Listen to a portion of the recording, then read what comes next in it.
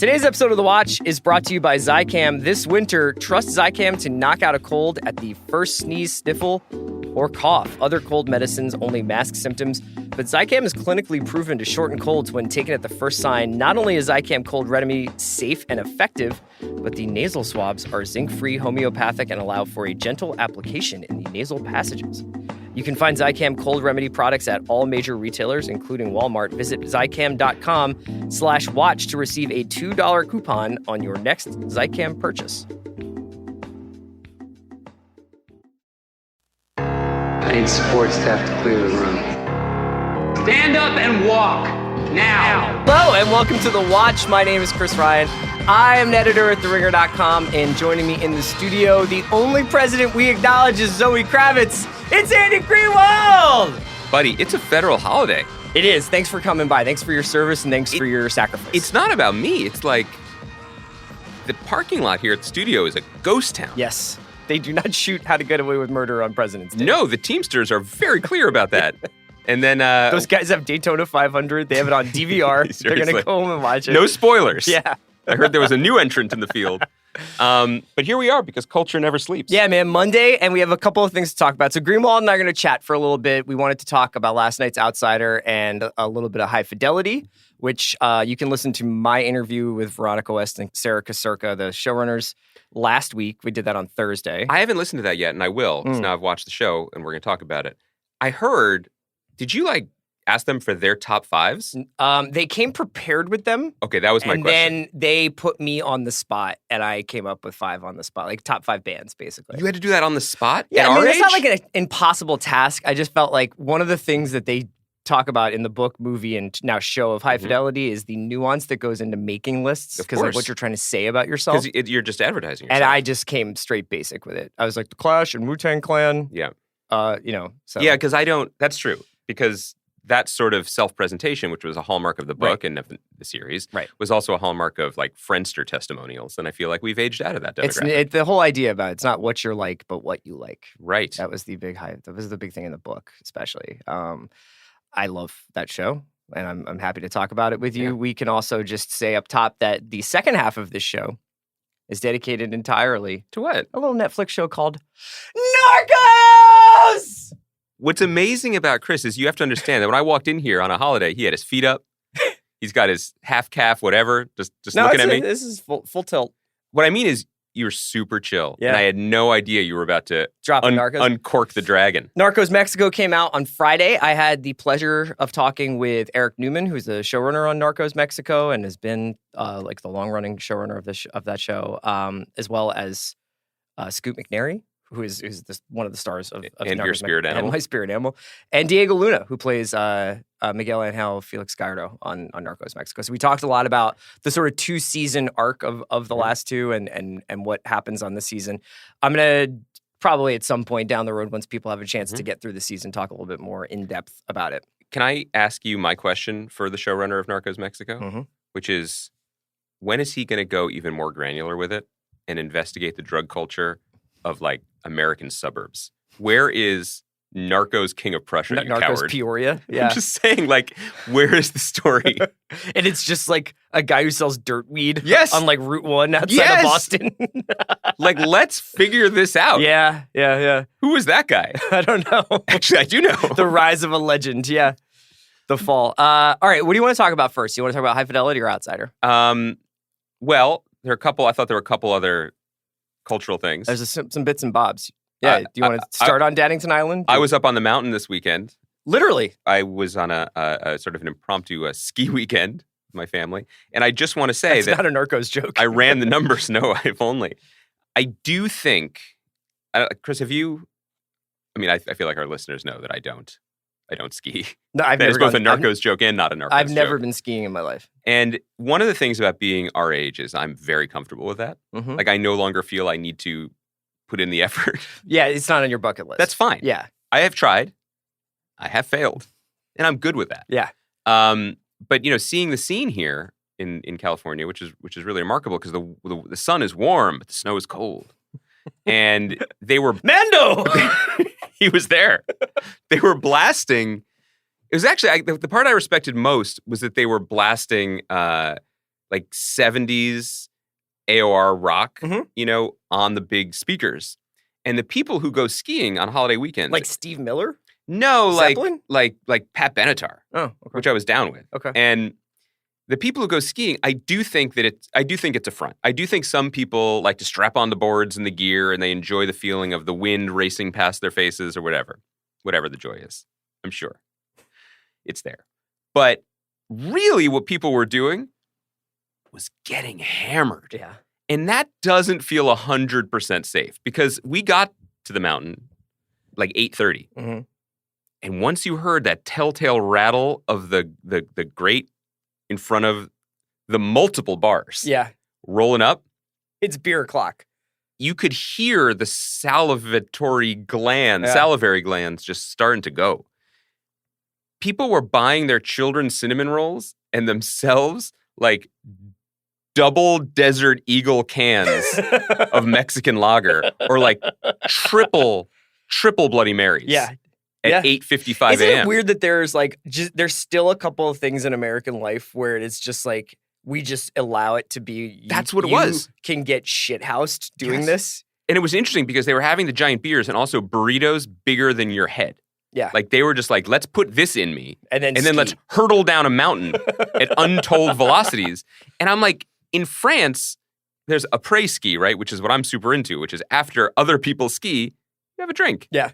Avant ski is what this life is about. What you don't know is that every Monday, while we're waiting for you to park, Kaya skis up to the front of this office with a triple Bloody Mary and a burrito. I believe that. I respect that. And she goes, surfs up, bros. I also want to say, in honor of the American film Downhill's total wipeout at the box office this weekend. Oh, did that not do well? Which is unfortunate because I've heard it's pretty good. Mm-hmm. There were a couple moments I had up on that sun deck where I was like, I think that if I'm being honest with myself, I would force majeure my family. Oh, so let's just talk about that for a second. So for people who don't know, Force Majeure is the movie that Downhill is based on. And it is one of the best movies of the decade. And not much of a spoiler because it's in the trailers. And I think by now, it's in the culture. I would say 30% of Watch fans probably have seen Force Majeure. There's basically an incident where there is an avalanche coming at a ski lodge. Yeah. And it's a family of like four sitting there. And as the avalanche is approaching, the father grabs his phone and runs away. He pieces out. Yeah. And the rest of the movie is being like, why did you do that? Yes. Why did you reveal your true nature? So you saw a lot of yourself in that. Here's the thing, though. Yeah. What's he going to do? Well, there's... Like huddle? You know, like jump in front of the avalanche and take the first round of the snow? Would you Titanic yourself? Would you be like... That's different. Let's all... Why? Well, first of all... Oh, you mean like huddle? Like, okay, here, the porthole is about to break? I mean, let's be honest. I think everyone... Like, Chris, you would be down Irish folk dancing on the tables. Like, you would be in steerage with your people, like a lusty, like that's kind of your vibe. Yeah. And I would be up just like looking, sneering at the orchestra. You would already upstairs. be in the escape boat.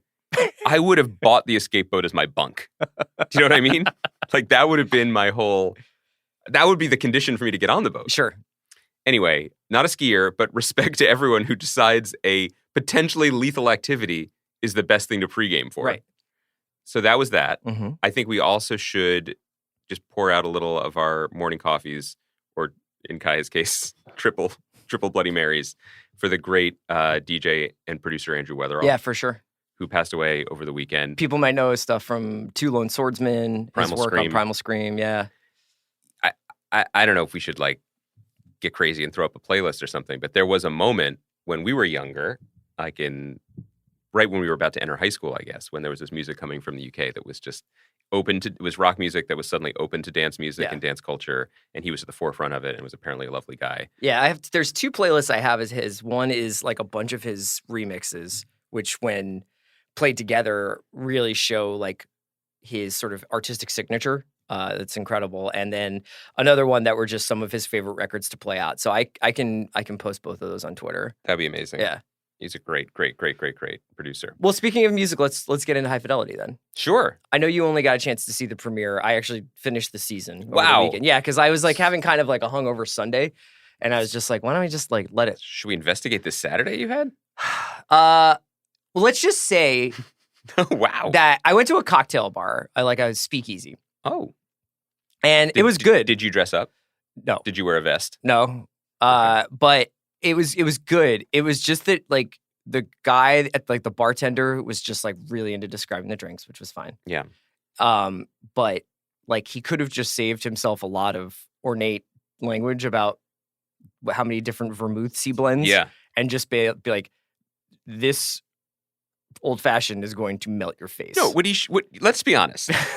It is a classy way to overpay for a Long Island iced tea. Yes. He's like, everything in this glass on its own is alcoholic. You know what I mean? That's exactly what he said. That's right. And the thing was, he was like, our cocktails, our classics are unlike any others. And I was like, really, what's going on with them? And he was like, because they all have mescaline in them. Yeah. You know, and so I Did you say mezcal or mescaline? Mescaline, yes. Oh. It was like, why is there a donkey on your head, sir? And it was like one of those drinks where you're just like, first sip, you're like, that's a stiff one. Mm. And then fourth sip, you were like, should I try out for the Dodgers? And then eighth sip, you're like, that was full grain alcohol. That was just unprocessed barley run through a toilet. Ninth sip, you're banging on trash cans, warning everyone about the high heat. I'm like, Altuve! Listen. The slider's coming! Let's give some older gentleman advice to a younger generation. Cocktails are great. Enjoy a cocktail. Yeah. But you weren't supposed to have 4 of them. Yeah. Like, that's not the move. Yeah. You were supposed to have like one carefully crafted one, sip it, and then eat some food. Yes. You know what I mean? No, I only had switch to one and a half. But I'm not cautioning you. Yeah, I was an empty stomach, and it was like you've done your time. Yeah.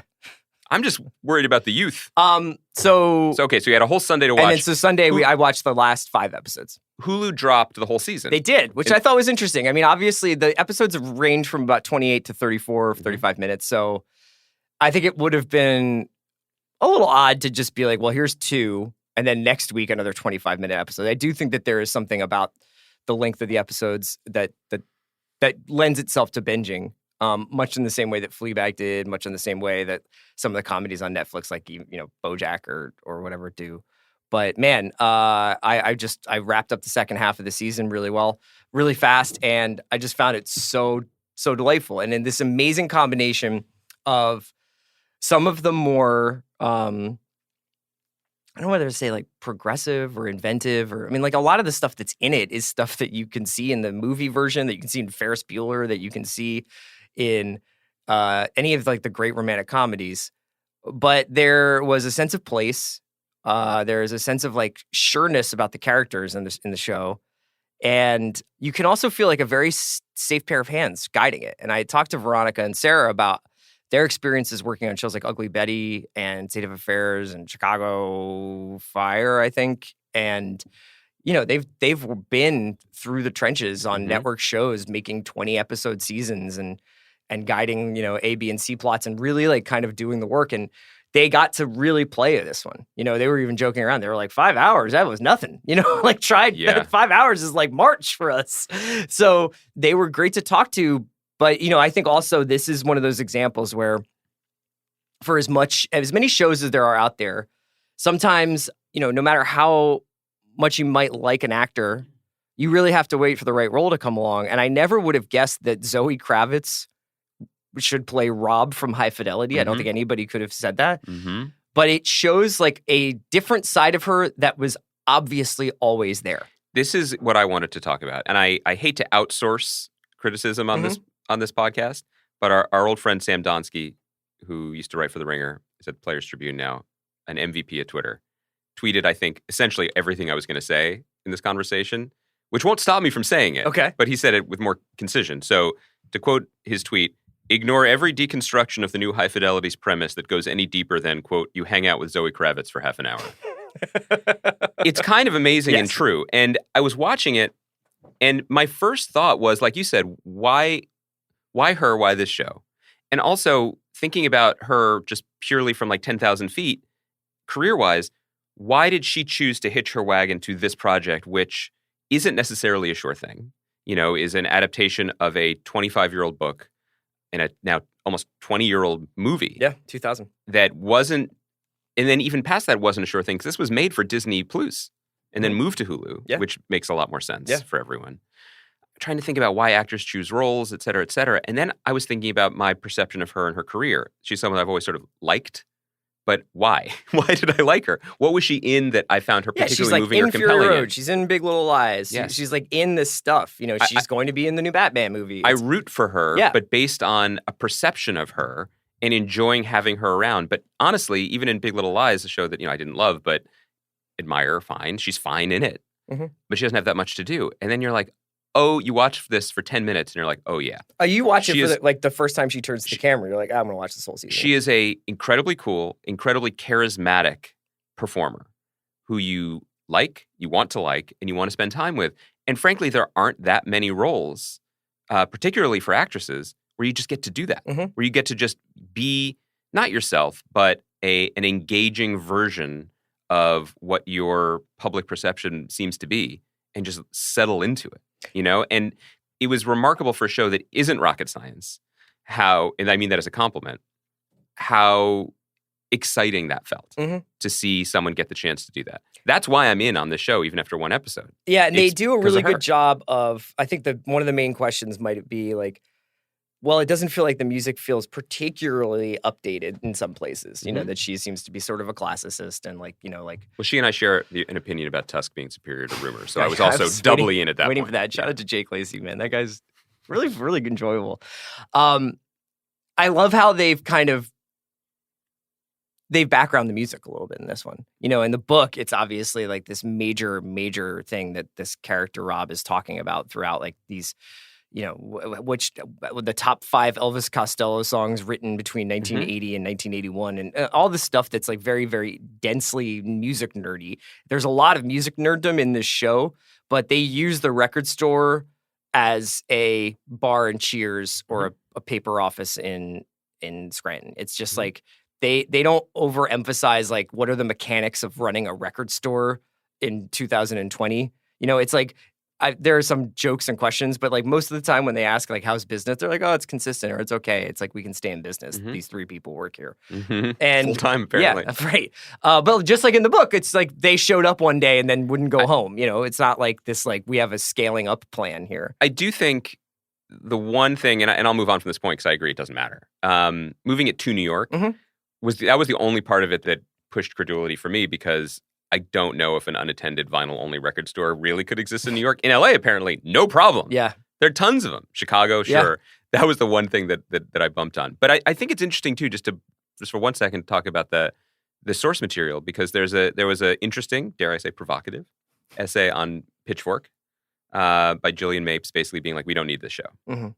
And what the piece was basically, I thought, was an indictment of the politics of the book itself, which is admittedly, and I think Nick Hornby's been doing a pretty impressive job of sort of bridging the gap between the book that he's proud of and being very supportive of this new version, is extremely male and extremely 90s male. And as 2 90s males, I think we can speak to that, because it was really about, as we said at the beginning of the show jokingly, defining yourself through what you liked and presenting that as a veneer to the world and, bestowing mixtapes upon people to present like you were courting someone. I mean, that is a culture that I think has hopefully died away in a lot of ways. And the opportunity of the show potentially that they didn't take to say something similarly about say something similar about being a woman in the world and your relationship to things, music, whatever. I think they ultimately made the right choice because I think that would have felt more strained, basically, to use, because I think the vehicle that they chose to drive away from the original source material is basically the convention of a romantic comedy built around a certain type of person living a certain type of life. They did not choose to take the bones of the original project as this is a fascinating and now in retrospect withering indictment of masculinity, and so we're going to do a withering indictment of contemporary femininity. Right. And I think they made the right choice. No, they talk about a certain kind of person that exists inside and outside of music fandom, which is someone who is kind of hung up on their own past. And I mean, I think their own self-definition. And I think I'm guilty of it, especially I think, a lot of people are where you just sort of like can't get over the things that you've experienced and you can't move on in your life because you're too fixated on who you were when you were 19 or 26 or 30. And that's just like, that's something that is a hurdle. And it's a hurdle for Rob in the sense that she is kind of fixated on a series of relationships that went wrong, but especially one, this character Mac, who we meet. By the way, I would be hung up on that guy too. Yeah. What a charmer. Yeah. Yeah. Wow. Yeah.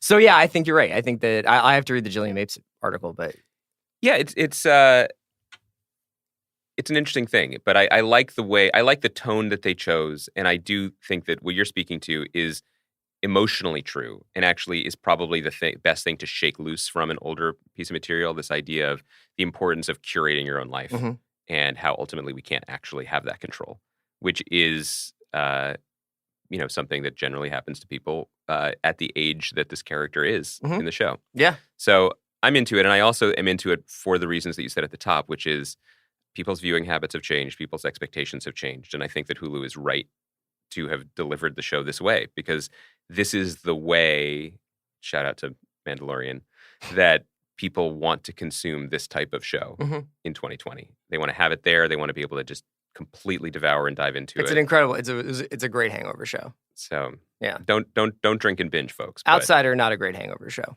No. Outsider, here it's just like, is the ski lodge open yet? Hair of the dog, my guy. So I will say up top with The Outsider, that was probably my least favorite one of the season, which should not be seen as a searing indictment of it. It was more just like, I think you and I, amusingly, have misunderstood how many episodes are in this show more than any show in recorded history. Yes. At least since we've started doing this podcast. Somehow we have gone from 6 to 8 to 10, down back to 8. And now we're like, oh yes, it is 10. It's 10. Yes. So there are still 3 episodes left. Yes.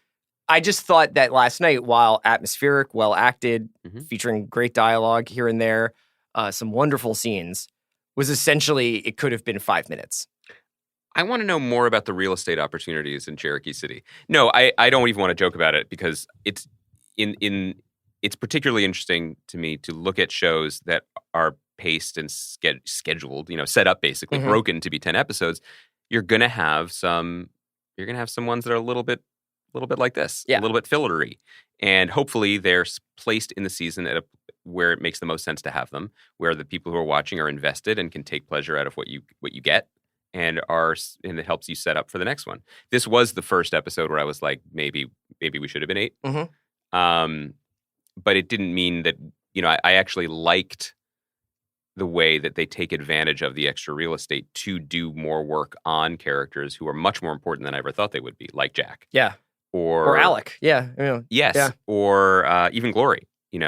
These are characters who presented, back when we thought it was a 4-episode movie, as purely supporting characters. Yes. Yeah. And, certainly once Jack started Breaking Bad the way that he did, I was like, well, this will be a big death, or this will be a big shock or gotcha jump scare or something in episode 4 or 5. Not the case at all. And so since the show is primarily about sinking into grief and trauma in one place, it's suited to it. Plus, there were some pleasures. Like, I do like Ralph and Alec teaming up, because I like those guys together. I did like Holly's escape, which I thought was cleverly done, really well staged. And very well staged. I'm ready for Ralph not to be droopy dog anymore. Well, it's not even like I want him to do a comedy routine as much as it almost I just want him to feels stop like being skeptical. He clearly believes all of this stuff. I was actually like confused by why Holly and his wife were getting mad at him, because I was like, hasn't he kind of arrived at this moment? Like, yeah. But obviously the Claude, obfuscating the Claude stuff, which he had also endangered Holly, and he had not picked up on that. Yeah. I only have one small nitpick, and I wonder if you have an answer to this. Do you remember in the beginning of the episode when Glory calls Howard and at the law office? And he's like, can't find a pencil. And he's like, sorry, I blew up at you. What's up? And she's like, why did she call him? I think she was just checking in? I think she was like, I'm going to work, like telling him she was going to, and was checking in, and was like, and maybe he was like, do you want to sue? But I don't know why she called him to do that. that my only point was, I feel like he was like, you called me. Yeah, right. That's cool. Go to work. Yeah. It's still a vibe and a mood though. Yeah, and I think that it'll be fascinating to see what the conclusions of this show are, because I feel like it is quite metaphorical, and in a way that, maybe I haven't seen something like this maybe since Leftovers, where there is a plot and there are like, some sort of fantastical sci-fi, almost, horror elements to it, but in the end, it's going to be about it's a sort of parable about how we deal with loss and grief and how that can spread and how that can also be, I hope, contained. And fear, yeah. Yeah, right. What is there a version, and I wonder about this, when you're left idly between scenes, think about it. Is there a version of the show that can this be satisfying if the show ends with Ralph shooting the boogeyman dead and thus ending evil in contemporary Southern Georgia? I don't know, because so much of this show is about how there's a certain shared mythology that we have. Like even Alec's story about when I got lost in the woods and I could have sworn I heard somebody call my name a couple of times, but it wasn't the people who were looking for me when I was a kid. So much of this show is about legend and myth and these sort of folkloric tales that have increasingly probably passed out of existence or turned into conspiracy theories or turned into online, red herrings or whatever. That I wonder whether or not it ends in some kind of way that is in tribute to that. That is like, this will just be something that touched 8 to 10 people's lives and that they will never be able to fully explain and no one will ever be able to fully understand and will never really be documented outside of that. One of the things that's been really interesting is with the exception of like 1 or 2 bloggers who try to get on the scene, like the lack of media coverage of this scenario. Oh, right. In the show. It's not like there was a ton of like, hey, so did this guy actually not kill these kids and then was gunned down at a courthouse by a person who then also was killed, like his mother and father died? I appreciate that. Yeah. A lot. But that would be a pretty sensational story.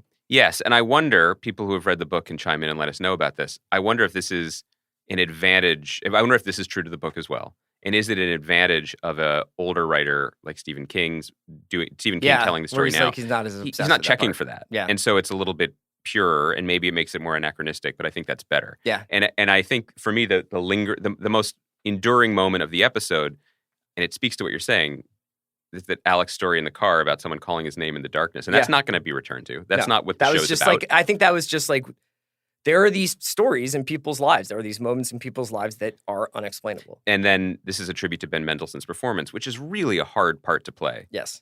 Great shirt game, by the way. I feel like we should do a whole podcast on there's shirts. there's no like dress code for the Cherokee City PD. Well, he's on leave. Remember, this whole That's thing how has he was happened in 3 dressing when he weeks. was hanging out there beforehand. When he gets Terry arrested, that he's like wearing his bowling outfit. He's like, what if there was Tommy Bahama, but a little bit drabber? Yeah, a little bit more khaki. Could you? He's like, and it's not even dressed up because that's Thomas Bahama. But could we do like, what is Tommy Akron wearing for this season? Right. Could we just get the ensemble in beiges and browns and just call it a day? Would you like a fitting, sir? Would you like us? No, I'm good. I would like you to take the scissors and cut the cloth and just drape it on my body. Yeah, because you never know. Anyway, all I wanted to say is when Alec tells that story in the car, Mendelsohn's face where he's just like, don't tell me this. I don't have anything to say to this. Yeah. What response should I give? And it's just the same look he gives that chair when he's just like, I guess this is real. This is real. Don't be here. Right. Because it's just, this is static. I can't make it out. Yeah. And that idea, coupled with that's the role that impossible grief plays in our life, that you want to push it away because you cannot make sense of it, is the show's greatest strength. And it's what keeps us watching. Yeah, absolutely. All right, let's get into my interviews with the people behind Narcos Mexico Season 2. I talked to Scoop McNairy, Eric Newman, and Diego Luna. We're going to take a quick break, and we'll be right back with those talks. Great talks, Baranski.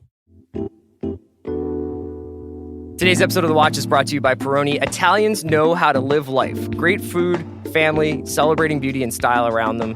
What other lessons could we take from the Italians? How about slowing down from our busy lives to enjoy a moment of just being? And when I'm just being, you know I'm trying to drink a Peroni and you know I'm trying to have some table snacks. And Greenwald and I are big-time fans of the spread. You like to get a lot of snacks out there at once and just kind of mix and match. Got a little charcuterie, that's fine. Some olives for that briny, salty feel, that's cool. But you know what, me and Andy, it doesn't even have to be as continental as that, because when Andy and I hang out, it's Pretzel Town. But even when it's Pretzel Town, it's still Peroni Town. We like to wash it all down with a smooth Peroni. Peroni is brewed in Italy using a meticulous brewing process and only the highest quality of ingredients. When it comes to self-expression and effortless style, nobody does it better than the Italians. Look for Peroni at your next happy hour, or as the Italians call it, aperitivo. Find it in cans and bottles at your local grocery store, and follow them on Instagram at Peroni USA, Peroni Italia. Whatever you do, do it beautifully. For people over the age of 21 only, 2020, imported by Birra Peroni International, Washington, D.C. Well, this is obviously just a casual conversation again with Eric Newman. Thank you so much for coming back on The Watchmen. One of my favorite interviews we've done. Oh, really? Talking to you when you came on. That means a lot to me. Yeah, it really does. I have so many questions about this new season of Narcos Mexico, but I guess the first one I wanted to ask, we're talking, I guess, like 10 days out before it comes out? For the show comes out. What's today? Today is the 7th or the 8th, something like that? I think we're a week out. Yeah. You've done this now a few times it's like now the baby is born, but not quite born. What's it like waiting for it to hit? You know, it's kind of horrible, sort of. I always, I know I like the show. Yeah. And that's always a nice feeling. I know that I've lived with it now for a long time, and I think it's pretty good. And I probably tend to be harder on it than most people. So I assume that our audience will like it, but there's definitely this uncomfortable anticipation, that I'm waiting for, the reviews are starting to come in, and I'm going to get all those sort of texts and phone calls of, I watched it in, 2 days. And then the ones I don't get, which are always the ones that, silence. Yeah. Yeah. It's like, as my father, who's a musician, told me that, you can get 100 good reviews, but the one bad review is the one that really sticks with you. So, it's a tense time. Yeah. I mean, the thing that I'm most fascinated about with what you're doing is that this is obviously a long running show. It's obviously got a global audience. A lot of actors have come in and out, a lot of filmmakers. How do you keep it fresh for you? Like, how is it that you are like, I can't wait to start the campaign again and start this up again? It's a good question. I think the two things that continue to evolve for me, because obviously, recasting and restaffing, as we sometimes are forced to do, is challenging, and it's fun. It's fulfilling. I think we've done a good job. Our we'll lose Pedro Pascal and we'll gain Diego Luna. Scoot McNairy was a fantastic addition. And so I do enjoy, very much enjoy that. I think that for me, the evolving thematics are kind of what I get into, in terms of, what we're saying, an increasingly complicated message. We're now spinning in this season multiple plates because there's a governmental presence that we haven't really had before, a nefarious government presence. And as we're kind of drawing this thing out, those are the things that I start to get increasingly interested in, where by the end of this season, I hope that when these two characters face off in jail and they both lost, you sort of look at the drug war in the way that I've always sort of seen it, as it's not about, good guys chasing bad guys. It's so much bigger. And there's such a great betrayal of public trust at the center of it. And so that is always, for me, part of what keeps it fresh. The other thing is the sort of stylistic influences that, exactly the thing I wanted to talk to you about. We talked about this last time, and Amat coming on. And, And I believe Marcella directed Marcella Seed. Incredible documentary feel to it. Yeah. So for us, I because I was a film producer for so long, I have such respect for directors. Yeah. I think that, television for a long time was this sort of, and it still very much is medium for writers, and I'm grateful for that because I get to sort of create the universe. But the value of a director who can come in and render something in a way, like Alonso Ruiz Palacios or Amat Escalante or Marcella or Andy Bice, they're all filmmakers. Yeah. And each is granted, it has to be sort of contiguous, creatively, but they each bring something to it. And the influences, the movies that, I ask that everybody in the writer's room watch. Yeah. Whether it was, we'll go through Costa Gavras, or we'll go through, Jean-Pierre Melville. Any. Dude, I just went through. By the way, how great is that we can do that? Yeah. What did you watch? Well, I watched Army of Shadows, which I hadn't great. seen before, Yeah. but I had just gone through Le Cercle Rouge, and then I'd seen like Samurai and I think Bob the Gambler, So good. but the later period ones that are like that much more dense. And that's interesting to hear you bring him up, because so much of what I love about Narcos is you'll have these grand themes and you'll have these very important conversations happening in these very important rooms, but there's also a lot of process stuff. Oh yeah. So like my favorite episode so far that I've seen, I've watched about half the season, some change so far. And this will come out the Monday after, so people will get a chance to watch a few episodes. Was the sort of mini Western you guys do with Amato going to Texas with Pablo Acosta. Yeah. And like, I was like, this is a Western. Yeah. And that's what I always tell people about the show is I'm like, you'll be watching and it's like, you got 10 hours and there's obviously this thing that's going to happen. But inside of there, you might get like a comedy of manners, or you might get a Western. It's actually that I'm glad you appreciate that. I during season 4, which is Mexico 1. I mean, I'm for me, it's, you're going to watch season 5, but they call it Mexico 2. But, last season we discovered this book by a guy called Terrence Papa called Drug Lord, about Pablo Acosta. And it's one of the best books on the subject. And I've probably read all of them, or at least close to, I bet at this I've point. read a lot Yeah. of it. But it's really good because, he's a John Ford character, Pablo Acosta. He is, you think about one of my favorite John Ford movies, The Man Who Shot Liberty Valance, which is very much about the end of a certain type of man. The West ends, and you don't need John Wayne anymore. You need Jimmy Stewart to go forward in that story. And John Wayne knows that. Actually, it's an incredible movie if you haven't seen it in a while. Where he basically recognizes his obsolescence in a way. And the Pablo Costa story was kind of like that for me. A guy who'd seen the game change and who knew, like, I'm going to get out, and there's only one way to get out of this game, and it's feet first. And so I had a lot of fun with that story. Yeah, it looks like it was a blast to shoot too. Plus you get to do we're going to have like a big Western desert shootout. Yeah. And like you actually do have almost a quick draw situation. Yes. I want to talk a little bit about Scoot's introduction to the ecosystem of the show. Obviously he is a voice that we hear a long time before we see him. Yes. I really dig the intro with the Baja and just like his whole vibe. What was it about Scoot as an actor? He's somebody I've loved since I think I saw him, like when I saw him in Monsters. Yes. But when did you start thinking about Walt as Scoot, and how much did Scoot influence how Walt was written? I look at sort of the evolving, the drug lords, which, obviously we've changed out now. We went from Pablo to Cali to these guys. And, DEA, obviously we Boyd left after season 2, and then we had Pedro, and then we brought in, Kiki, Michael Pena. Scoot was representative, the character of Walt was representative of sort of a necessary evolution in the kind of, the tactics and strategies and ideology of law enforcement, where, okay, that's not working. The problem is, we need to take the gloves off. Yeah. They're fighting a war. They're in a war, and we're not. It's time that we get in the war. And Scoot is sort of perfect because you like him too. Like he's a tougher guy than anyone had given him credit for previously. Mm-hmm. And so I think seeing him be a hard ass is fun. He's a spectacular actor.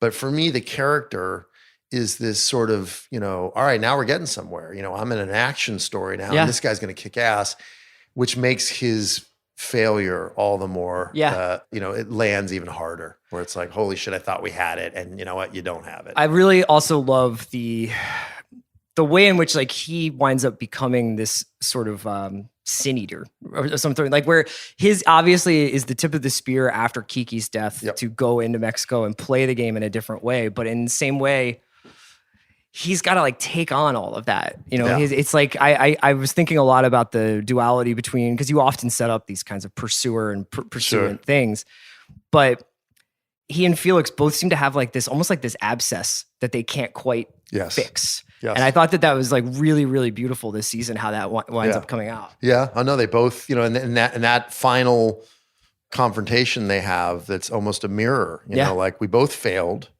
We both thought we had this under control.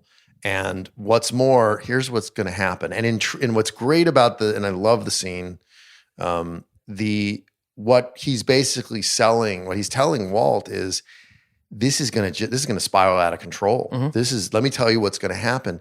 And Scoot, even though he knows that he's right, he's not going anywhere. He's kind of, there's that great sort of American, stubborn, ignorant thing of like, you know what? I know that, but I can't, I'm going to continue on the same path that I'm on. He's just like so dogged. Yeah. And Scoot actually, because like he has that, if he was in like a 70s Gene Hackman movie, you would believe it. He has that look of like, I'm being driven to this in a way that like kind of goes beyond it. Oh no, he's hollow. He's like, you look at him and you think something bad what happened to this guy? Yeah, right. And as soon as he works on the screen, we talk about Gene Hackman all the time. I mean, just because he is sort of, he's, I would say in the kind of modern era, if it is the modern era, I'm old now. So it's like, he's my favorite. He's a guy who kind of, his sort of Popeye Doyle, his, Bill, Little Bill in Unforgiven, just a guy who, has seen it all. Yes. There's something kind of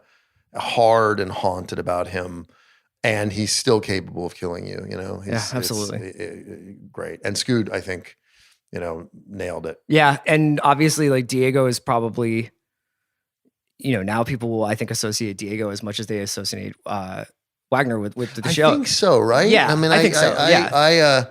Diego, and we joke, Carlo Bernard and I often joke about how, like, what if we hadn't gotten Diego? What if it was just some guy, just some dude, some Mexican actor who could be great, but like, the fact that you look at Diego and you're like, God, he's cool. Like, I love that guy. He also has to do like a very hard job.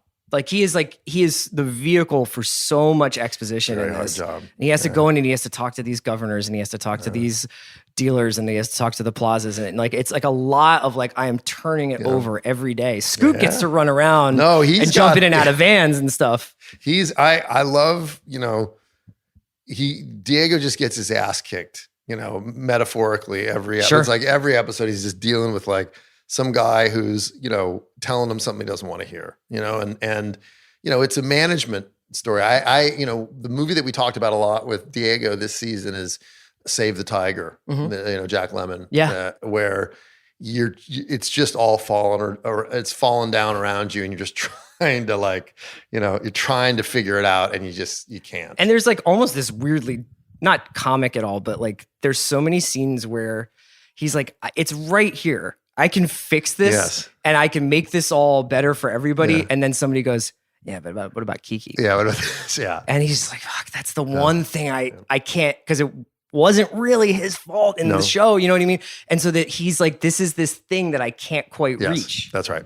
That's right. So you did mention something really briefly, and we can wrap up on this because I don't want to keep you too long. But like I think we've talked before about this idea of how do you get to satisfy the things you want to say thematically with the level of historical accuracy that you guys strive for. And obviously, like, you guys can take liberties in places, but ultimately what you're trying to create is really authentic experience for people. Yeah. So you get this season and you're like, you have all the ideas probably on a whiteboard about what this season's about. Yeah. How does the process go in working with writers and directors to sort of bend reality to that and bend that to reality? I've always seen the things that we know to be true, the recorded history in this story as kind of our fence posts. Like, we know this happens here. We know that, Kiki's abducted.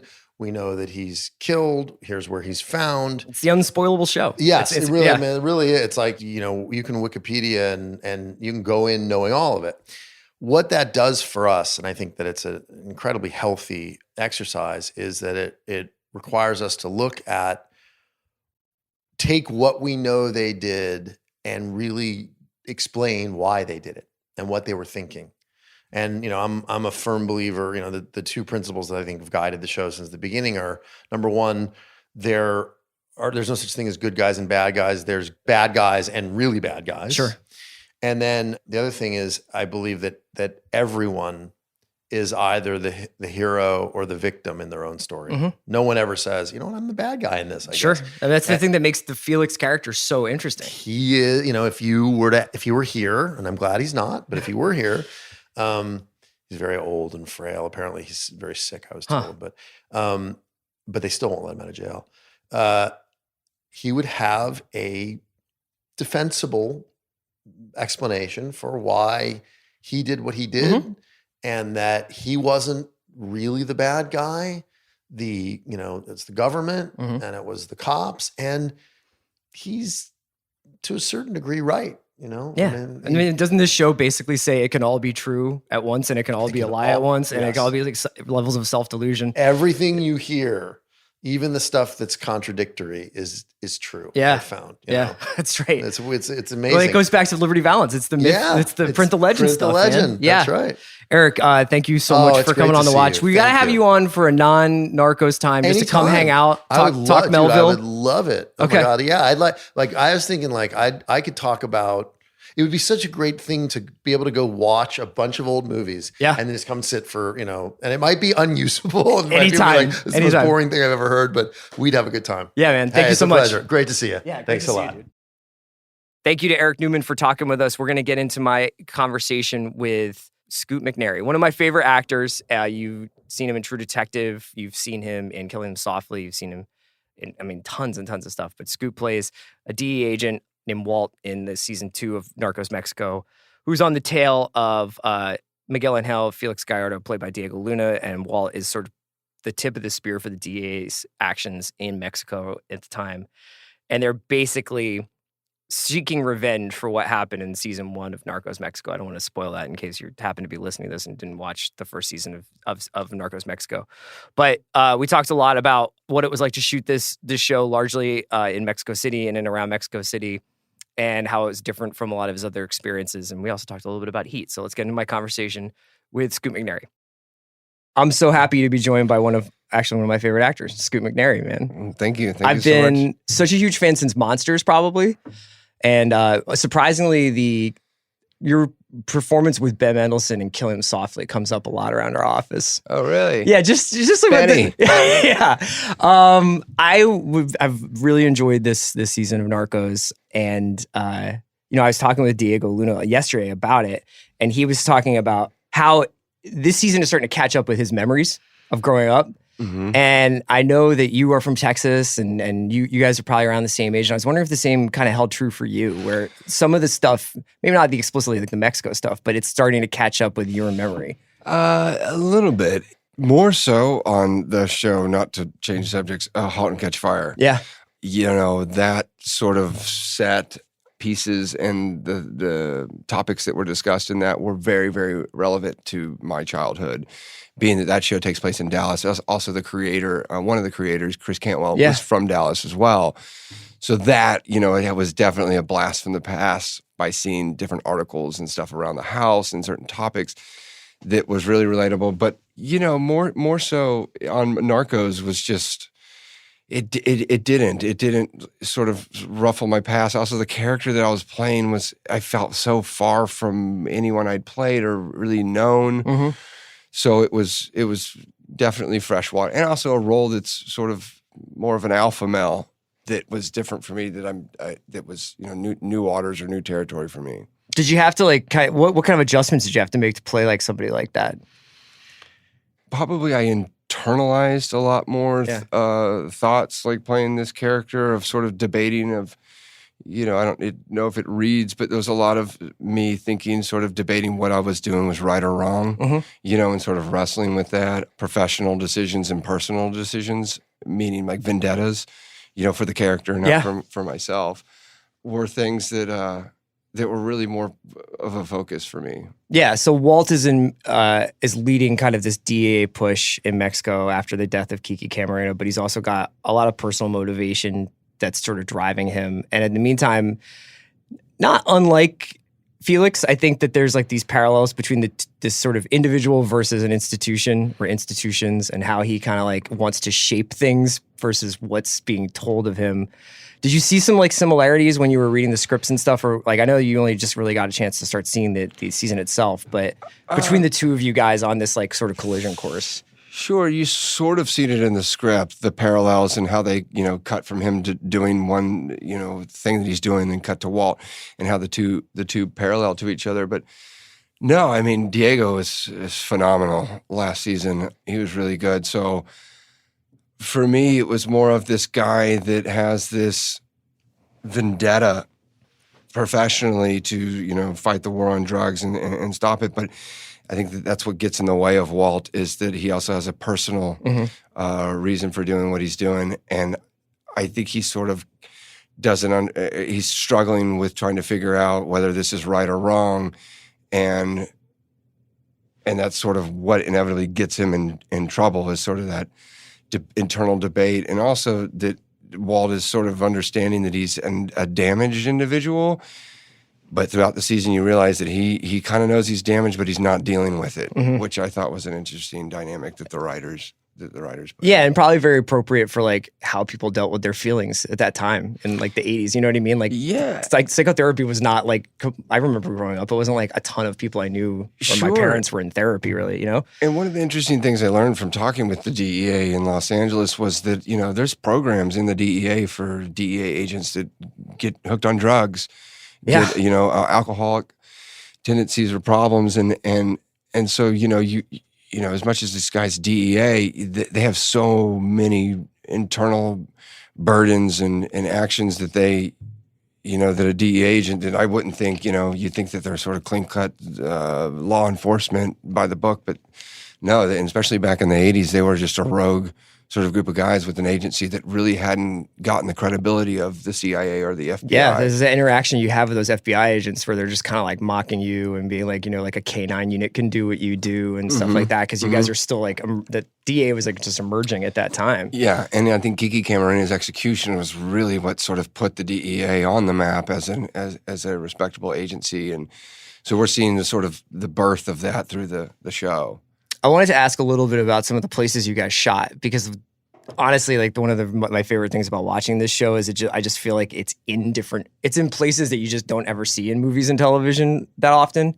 And as an actor, when you get taken, I mean, for all I know, you guys could have shot all of this in San Bernardino, but it certainly feels very authentic. Like, you're just moving all the time in this, man. Like, what's that like for your performance, but also like what's it like physically and personally, like when you're just like always on the run like that? Personally, it was amazing. I love, very similar to the movie Monsters that we did, that we were on the move. Godless, same production, in these sort of really, really tough remote locations to get to. I love it. It's one of my favorite things about doing what I do, is that you get to go places that you could never ever book a vacation to. Some of the places you wouldn't want to. Yeah. But I love that about this show, is that we did travel a lot. We did go to a lot of locations. We went to some really sort of sketchy and tough locations, and also some really beautiful ones too.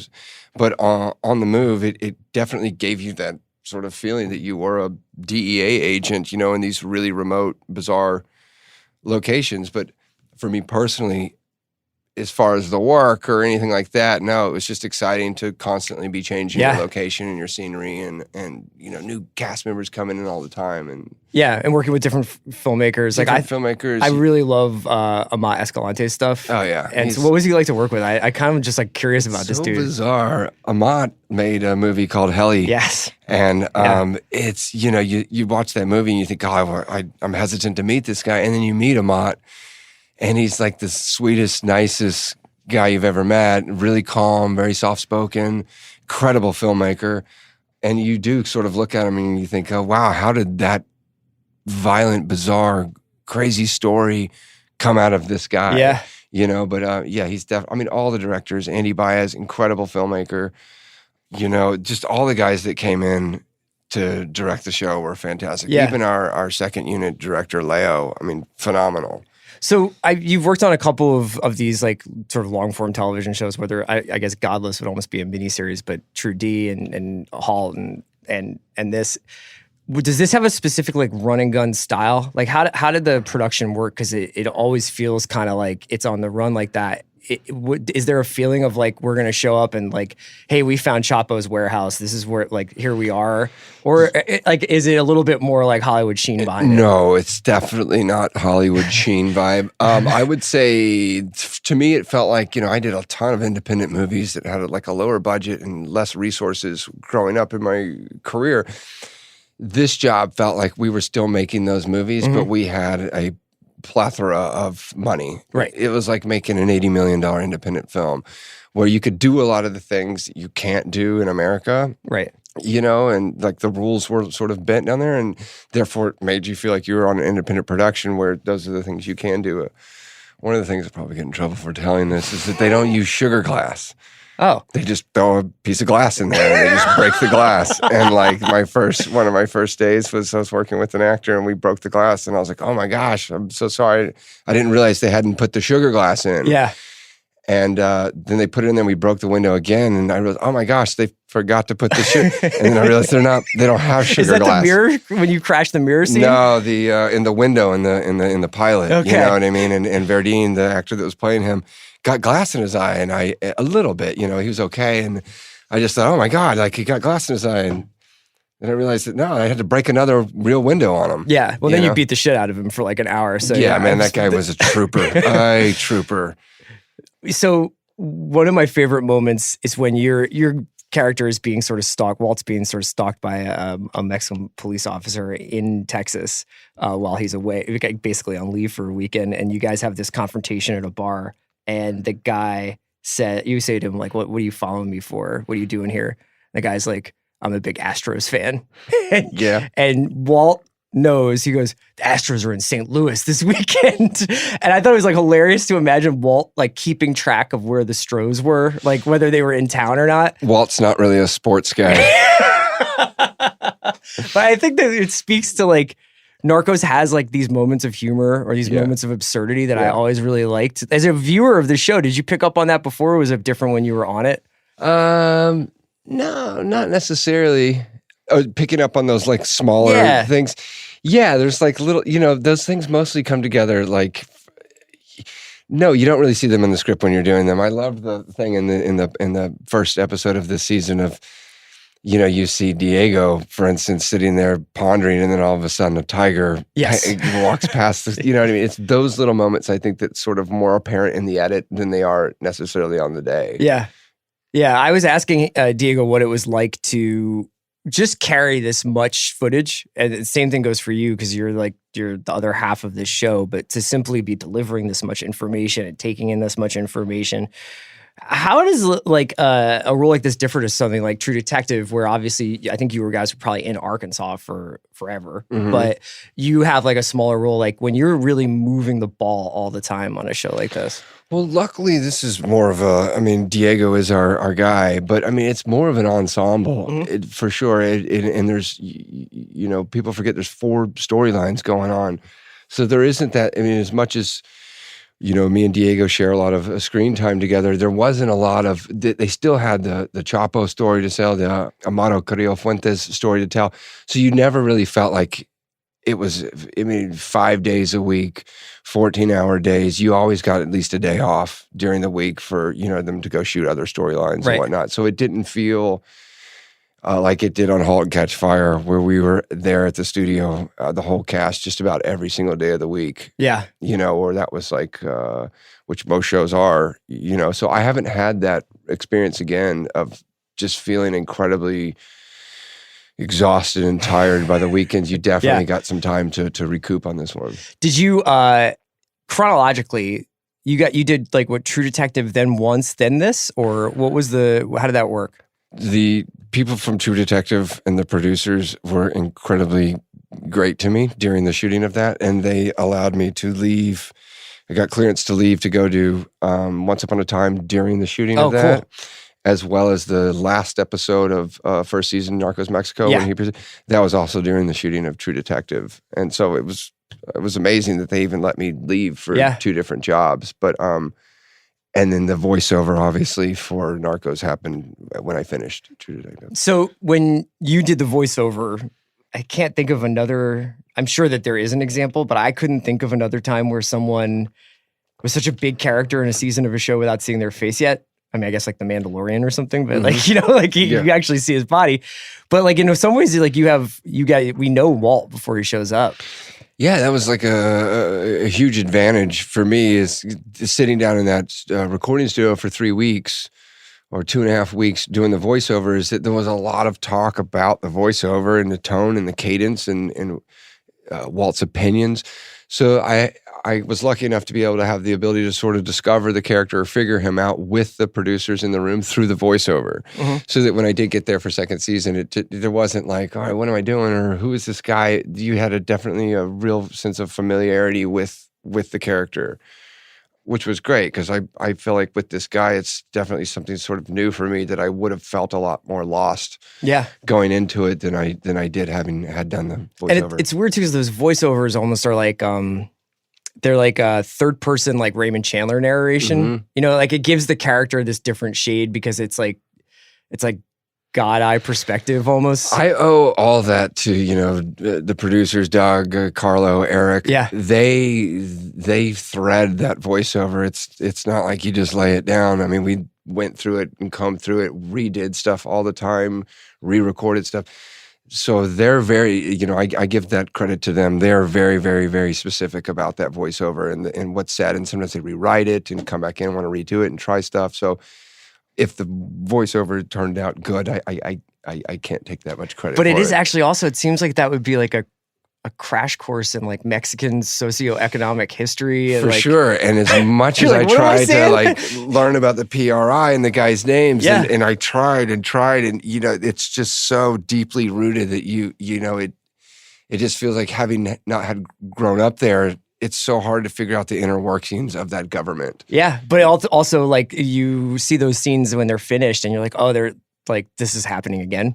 Like this is happening again here or in Mexico. Like you can just see like the way that they weave that stuff through, aside from the fact that obviously the drug war is like one of the most consequential things that have happened in either country for the last 50 years. Like, but you also see like, oh, the way history is repeating itself.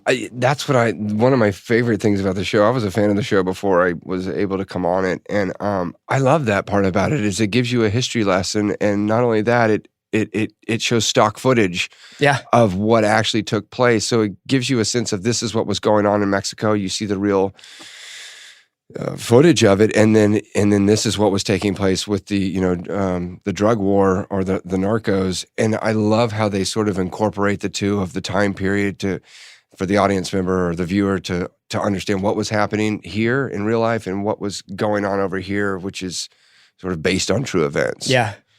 Without giving too much away for folks who haven't finished the season or anything, like I have some favorite moments for you, but what were some of your favorite moments to film this season?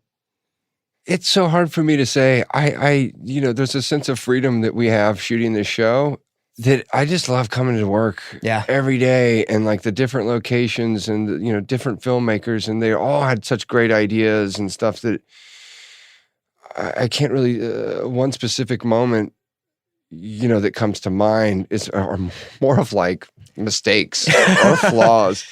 But I don't know. I just had a really good time coming to work with these guys every day. Also the cast as well, but the filmmakers and stuff. That it was you felt like it was a collaborative, really collaborative process. It's cool. I mean, you have a crew in this movie, in the show. Yeah, you get to have like a crew of guys and like your Greek chorus. We worked so well together. I mean, like as far as like supporting each other, but also giving each other sort of not notes, but a little bit notes. And it was, the guys really bonded really quickly. And that's not always usually the case. I mean, we all the DEA guys, we hung out outside of work almost every night. So we were actually really a tight group of guys that spent a lot of time together at work and not at work. So where did you mostly shoot? I was based out of Mexico City. Did a lot of shooting in San Luis Potosí on the outskirts. But I mean, on this show, it's whether you land in Puerto Vallarta or San Luis Potosí, you're still driving 2-3 hours to work every morning. Wow. 2 to 3 hours at home at the end of the day. So a lot of time for podcasts. A lot of travel. Even when we were in Mexico City, basically almost every day, except for the DEA safe house, was about an hour and a half drive outside the city and an hour and a half drive back. And obviously we couldn't stay in some of these locations because they weren't safe. And so they had to drive us out there and then drive us back. When I talked to Eric a little bit yesterday, he was talking about some of the stuff that he had screened for the writers and for the crew as they were going into this season, like these like Jean-Pierre Melville movies and like just kind of like the vibe he wanted. I wasn't sure whether he showed you anything or you guys had talked about reference points either for your performance. He brought up Gene Hackman a lot. And just kind of like this guy on this Popeye Doyle kind of run here. The funny thing is, what I hear the most sort of talk of something that's, you know, parallel or relative to this is Heat. You know, Carlo worked for Michael Mann during the shooting of that. Yeah. I think he was his assistant. And it's one of my favorite movies. I think so we have this podcast here called The Rewatchables. And we did the Heat was the first one we did, where it's basically just talk about the movie for like an hour and a half. And it means so much to us that we just did it again recently on the 100th episode. It's still one of the greatest bank robbery films ever made, and it still holds up. And so, that being said, I'm always, you know, I'll say things like, is this kind of like the part in Heat when this happens? And 90% of the time the answer is yes, it's kind of like that. That's what we were thinking, you know? And so, I don't know. I mean, it was such a great movie. So, you know, if you're going to reference Heat, then I'm like, okay, I mean, you're very clear on what they're going for, because that movie I've seen it over, you know, I don't know, 30, 40 times. I mean, it's got that, Narcos has that kind of both epic sweep and like really weird granular detail. You know what I mean? Where it's like, you can see this guy's station wagon, but you could also see like the entire cityscape. And like, that's what makes Heat so amazing, right? Yeah. It's just like those guys down on like Sentinella. And the realism from that, it really felt like these were just 4 random rogue dudes that were robbing banks. You know what I mean? And it was so realistic how they were doing it. It wasn't like a shootout, you know what I mean? Inevitably they got to that, but that was never their plan. Yeah. And so No, when we did the research for that, I mean, it's not that big of a secret. It was like they did, of like the 85 locations in Heat, only 11 had ever been in the movies before. Oh, really? Yeah. Oh, I didn't know that. So it's like, that's why when you see like this taco spot or it's whatever so BJ's at Alvarado is supposed to be, it's like, no one's ever made a movie there, you know? And that's kind of like the show. It's like, I've never seen a fucking show that's just like running through the back alleys of a street like this. Which was fun about True Detective is that Fayetteville, Arkansas is not a place that has a lot of production or close to any.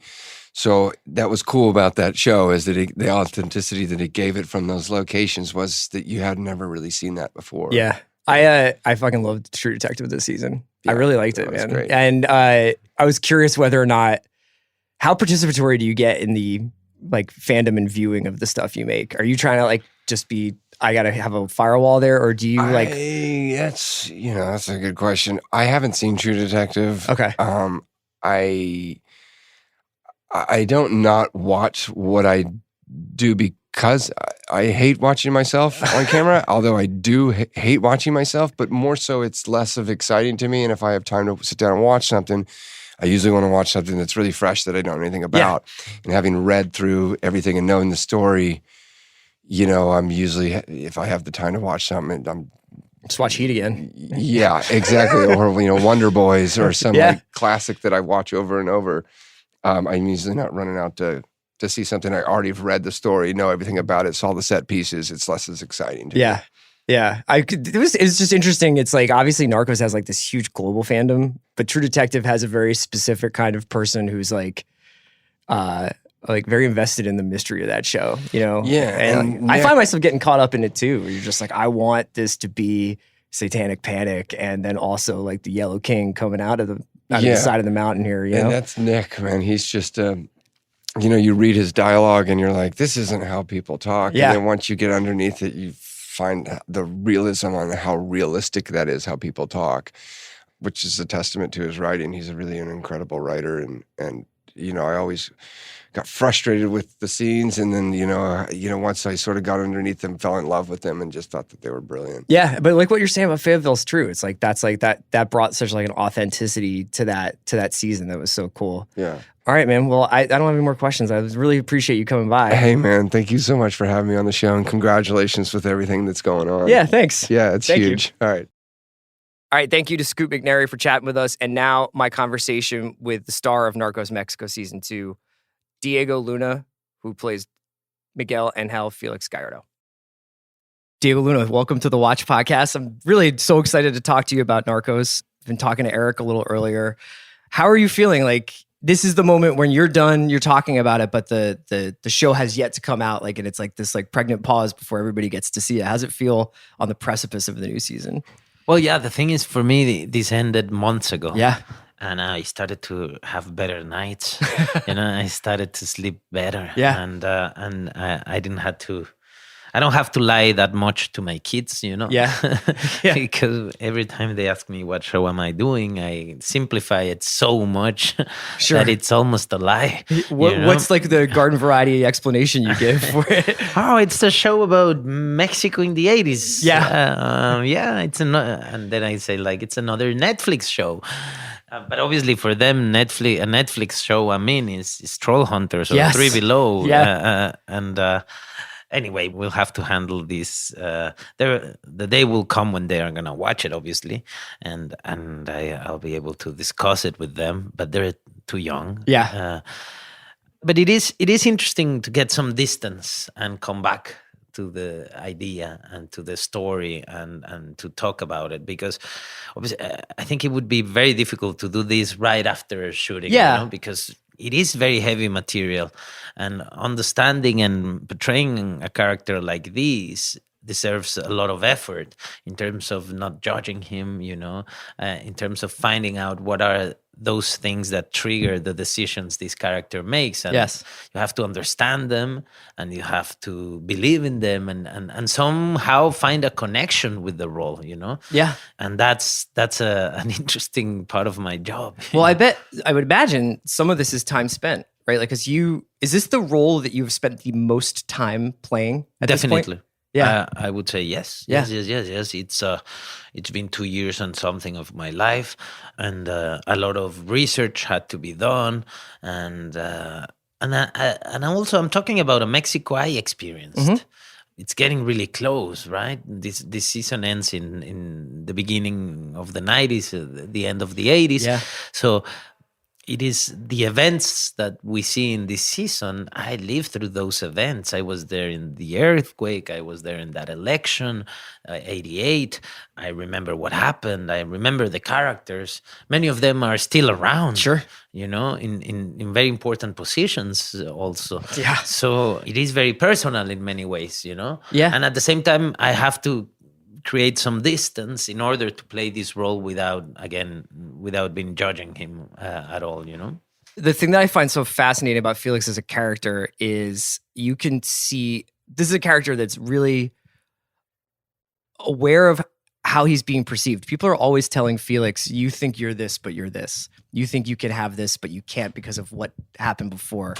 And I was wondering if as a performer, because a performance is an act of like, you're trying to ask people to say like, I want you to perceive this person that way. But how do you tap into Felix when the character himself is always being told, this is who you are, and this is what you will be?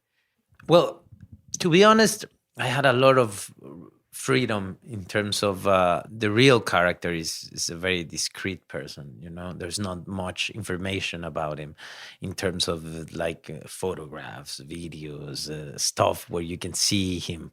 So I had room there, and it is a character that is blamed for many things, many things. And what I like about the story is that you realize he's part of a system. He's another piece in the puzzle, but there's so many others, that don't get the blame. Yeah. There's a structure where corruption is everywhere, and you need people from the government involved, and you need people from the police and the military in both sides of the border for something like this to happen. The banks have to contribute. There's an amazing part where you're like, if I pull my money from your bank, economy collapses. Yeah, exactly. So my point is that there's always these characters that we tend to blame for everything we're living, and to simplify something that is really difficult for us to understand. And what this series reminds you is like, no. It's not as simple as that. It's not good people chasing bad people. It's many victims. Because I think that what you end up learning at the end of the season, without spoilers, is that somehow they're all victims. Yeah. These both sides are kind of serving the same system. Sure. I imagine that doing this much time with one show, 2 years with one show, part of the fun is getting to work with a bunch of different filmmakers. I'm a huge Amat Escalante fan. Oh, you are? Yeah, Heli is I think Heli was incredible. I was wondering if you could tell me a little bit about what it was like over these last 2 seasons, but especially for part 2, to work with this variety of different filmmakers. And it seems like you guys also get to make little movies within the season. You know, like there's different styles, there's different genres being executed. What was that experience like? It's amazing. I met people I didn't know, like Andy Weiss, for example, fantastic director and a really good friend now. And I also got to work with directors I know, I admire, and probably I would never have an opportunity to do a film with them, you know? Yeah. Till the last film, Ahmad was working just with people, real people, you know, no actors. And I love his cinema, and we're really good. Like, we get along pretty well. And I produced a short film he did, but it was amazing that through Narcos I could work with all these talented directors and not just directors, because to be honest, I think in terms of casting, for example, we have probably the best, if not many of the best actors and actresses in my country, you know, and we have like everyone working behind the camera is the people I've been doing films for my whole life. That's so cool. So it is really exciting to make sure that all this talent gets an opportunity to show what they're capable of around the world in a show like this that is so popular, you know? Yeah. So like the previous season, you know, the work of Tenoch Huerta playing Caro, or my memories is starting to so many years of learning lines now, it's punishing me. Yeah, that's right. Joaquin Cosio, who plays Don Neto, is an actor I admire so much. I love the prison scene between you guys when you go visit him is so great. Yeah, it is an amazing actor, and I'm so glad what's happening to his career. I mean, gladly it's happening finally, because I know his potential since ever, you know, and since I was a kid, you know, and I saw him for the first time, I was like, who's that guy? And now look at him. He's doing amazing stuff all around the world. And, so anyway, I think the Narcos is a great opportunity for many, and I'm glad they're doing it with this respect, you know, in terms of being authentic, going to our country to shoot it there where things happened, you know, in real locations, and that I have to blame Eric for, and Netflix is like they're taking the chance of actually doing it right. Yeah, and I think it's changing the way people is approaching filmmaking in a way. Now you can use Narcos as an example on how important it is to be specific, how important it is to be authentic. You know, if you're gonna tell this story, you need to tell it in Spanish. In this way, yeah, man. The characters have to speak Spanish, right? And you're not gonna have someone speaking in English with a weird accent saying, "Oh, that's a different language." Yeah, you can't have Sean Connery pretending to be Russian, like Hunt for October. Exactly. Yeah. So it is, and now others are having to do it. Yeah. You know, because now I remember so many times selling projects and getting an answer of like, well, the problem is if that was in English, we would be getting to a different market. And today you go like, no, you know, that market doesn't exist anymore. Audiences want to be challenged. Audiences care about that authenticity, and they respect that, and they look for that. Well, it's not a show that insults people's intelligence, because it's like you're basically asking the audience to go on this now 20-hour story journey. Yeah. To be able to follow you have to do so much, like walking into rooms and having like these dense conversations about political corruption, economic ups and downs, and like you're managing all these different plazas, and you're doing so much, and you guys count on the audience to keep up. The pace is like pretty rapid, but it's I think you guys really made something really special because of that. I think the perspective of Eric Newman is important, you know. I think if the show was just done by Mexicans, it would be very different. But it's like the perspective of someone that is finding out all of this information, and probably finding the amusement we don't find anymore, you know. Yeah. We're not surprised by this anymore. So we're seeing it like, and audiences see something different on that side of the border and on this one. one, you know.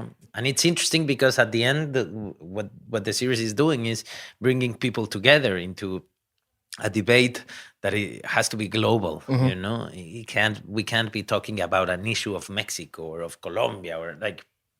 This is a global issue, and it's not until we all feel part of the problem that we can be part of the solution.